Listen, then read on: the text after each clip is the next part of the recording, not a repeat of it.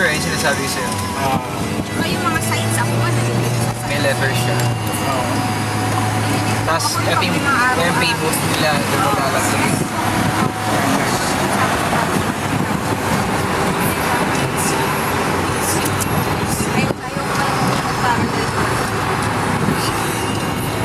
Pero makahanap ka rin ng parking. Pero, Rondaro, ikot-ikot ka lang.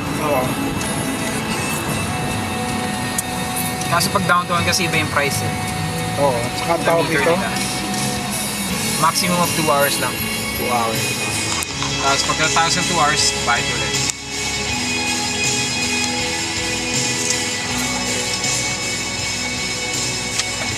Wala yata akong content, pero ako ng content kung mga kailangan